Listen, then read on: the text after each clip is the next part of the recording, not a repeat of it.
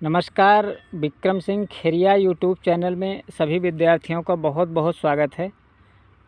आज हम आपके लिए एक धातुओं की सक्रियता श्रेणी या अभिक्रियाशीलता श्रेणी, इसको आपके सामने जैसा कि देख पा रहे हैं, और इसमें कैसे पहचानेंगे, इस सारणी के द्वारा ज़्यादा रटना नहीं पड़ेगा। यदि इस सारणी आपको कंठस्थ हो जाती है तो क्या कुछ है इसमें, हम समझाने की कोशिश करते हैं।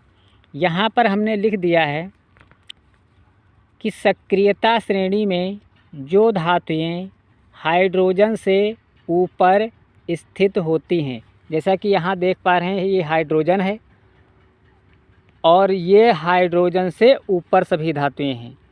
ये पोटेशियम है, सोडियम है, कैल्शियम है, मैग्नीशियम है, एल्युमिनियम है, जिंक है, आयरन है, टिन है, लेड है, ये सब हाइड्रोजन से ऊपर हैं। परिभाषा को फिर से देखें। जो हाइड्रोजन से ऊपर स्थित होती हैं वह तनु अम्लों से हाइड्रोजन को विस्थापित कर सकती हैं। यानी कि ये जो धातुएं हैं, ये जो हाइड्रोजन से ऊपर स्थित हैं, हाइड्रोजन से ऊपर स्थित हैं, ये अम्लों से, तनु अम्लों से हाइड्रोजन को विस्थापित कर सकती हैं। जब इनकी अभिक्रिया कराई जाती है अम्ल के साथ में, तो उसमें जो हाइड्रोजन होता है इसको अलग कर देती हैं, हाइड्रोजन को अलग कर देती हैं। इन धातुओं के अंदर ये गुण पाया जाता है, जो ये हाइड्रोजन से ऊपर की धातुएं हैं। अब दूसरा देख लेते हैं। सक्रियता श्रेणी में जो धातुएं अन्य धातुओं से ऊपर स्थित होती हैं उन्हें उनके लवण विलयन से विस्थापित कर देती हैं, क्योंकि श्रेणी में ऊपर स्थित धातुएं नीचे स्थित धातुओं से अधिक क्रियाशील होती हैं। ये तो बात रही पहले की जो हाइड्रोजन से ऊपर हैं, लेकिन अब इस श्रेणी में जो धातु एक धातु से ऊपर है, जैसे यहाँ एल्युमिनियम है, ये मैग्नीशियम है, तो जो धातु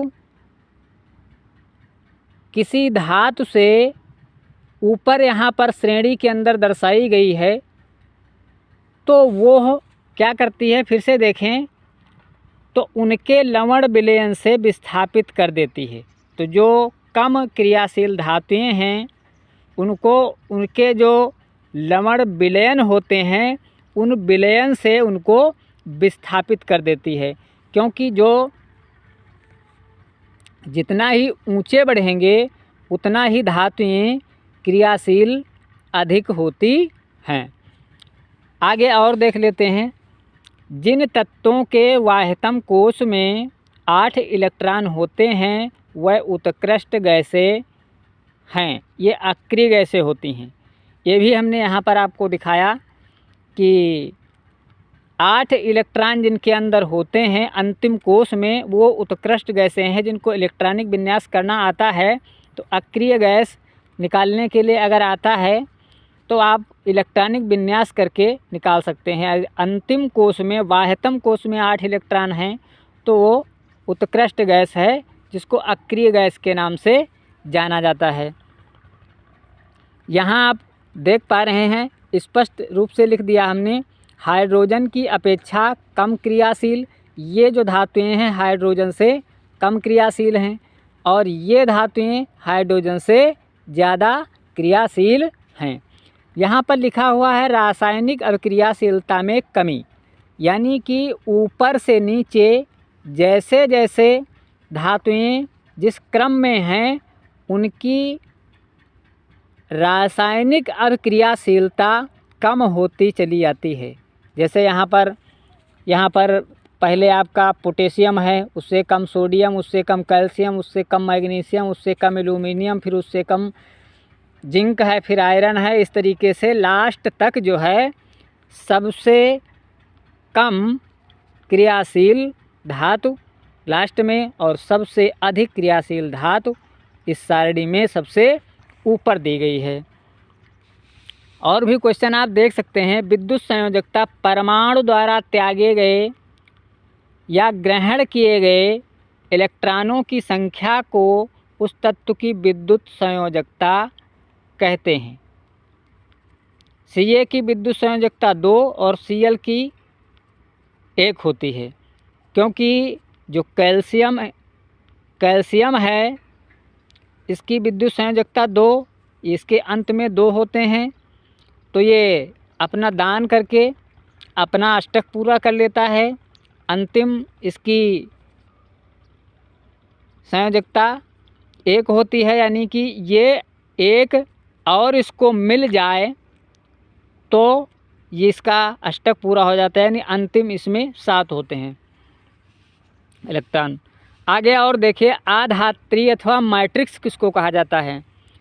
खनिज में धातु या उसके यौगिक के साथ अशुद्धियों के रूप में कंकड़, बालू, मिट्टी आदि मिश्रित रहते हैं। इन अशुद्धियों को आधात्री अथवा मैट्रिक्स कहते हैं। यानी जो खनिज निकाले जाते हैं, यौगिक होते हैं, उनके साथ में बालू, कंकड़, मिट्टी ये सब होते हैं और वो अशुद्धियां हैं। उन्हीं अशुद्धियों को आधात्री या मैट्रिक्स कहा जाता है। धातुओं का निष्कर्षण ये देख लें, धातु यौगिकों से शुद्ध धातुओं की प्राप्ति निष्कर्षण कहलाती है। धातु यौगिक होते हैं और उनसे जो धातु के साथ में यौगिक होते हैं उनसे शुद्ध धातुओं को निकालना ही निष्कर्षण कहलाता है। यहाँ पर सक्रिय श्रेणी में नीचे आने वाली धातुएं स्वतंत्र अवस्था में पाई जाती हैं, ये भी हमने लिखा। जो सक्रिय श्रेणी आपको दिख रही है तो नीचे आने वाली धातुएं स्वतंत्र अवस्था में पाई जाती हैं। सक्रिय श्रेणी में सबसे ऊपर की जो धातुएं हैं स्वतंत्र अवस्था में वो नहीं पाई जाती हैं। सबसे ऊपर की जो धातुएं हमने लिखा है। और सक्रिय श्रेणी में जो मध्य की धातुएं हैं ऑक्साइड, सल्फाइड, कार्बोनेट के रूप में पाई जाती हैं। यानी कि ये खनन के समय, निष्कर्षण के समय इनमें जो मध्यम की जो धातुएं हैं, जैसे आपका जिंक हो गया है, आयरन हो गया है, एल्युमिनियम हो गया है, ये सब ऑक्साइड के रूप में, सल्फाइड के रूप में और कार्बोनेट के रूप में पाई जाती हैं। तो इस तरीके से जो है हमने आपको ये सारणी दिया, जिसमें दिखाया जा रहा है कि आप कैसे किस धातु की क्रियाशीलता को आप कैसे प्रदर्शित कर सकते हैं और कैसे समझ सकते हैं। कुछ प्रश्न और हैं, जैसा कि धातुओं के रासायनिक गुण। तो धातुओं के रासायनिक गुण है, धातुओं की ऑक्सीजन से अभिक्रिया होती है, धातुओं की जल से भी अभिक्रिया हो सकती है, धातुओं की हाइड्रोजन के साथ अभिक्रिया होती है, धातुओं की तन अम्लों के साथ अभिक्रिया होती है, धातुओं की तन हाइड्रोक्लोरिक अम्ल HCl के साथ भी अभिक्रिया होती है, धातुओं की तल सल्फ्यूरिक अम्ल H2SO4 के साथ भी अभिक्रिया होती है, नाइट्रिक अम्ल के साथ भी इनकी अभिक्रिया होती है, धातुओं की लवण विलयनों के साथ भी अभिक्रिया होती है। हर अभिक्रिया का सूत्र कुछ इस प्रकार से हमने उदाहरण के तौर पर आपको दिखाने का प्रयास कर रहा हूँ। इस तरीके से जो अभिक्रियाएं होती हैं, तो पूछ देता है परीक्षाओं में कभी कभी कि धातुओं के रासायनिक गुण बताइए, उदाहरण भी दीजिए। तो आपको इस तरीके से रासायनिक गुण लिख करके उनके उदाहरण देख लेना है। तो इस तरीके से हमने आपको बताया कि धातुओं के कौन कौन से गुण हैं, और जो सारणी है उस सारणी में हम कैसे पहचानेंगे कम क्रियाशील कौन है, अधिक क्रियाशील कौन है। इस तरीके से छोटी सी सारणी के माध्यम से आपको बहुत कुछ सीखने को आज मिला है। हमारे वीडियो आप तक पहुँचें ये हमारा प्रयास रहता है, लेकिन हमारे वीडियो आप तक पहुँचें ये इसके लिए आपको भी प्रयास करना होता है। आपका प्रयास है कि चैनल को नियमित देखने के लिए इसको सब्सक्राइब कर लें, तो सभी नोटिफिकेशन आपको मिल जाएंगे। धन्यवाद।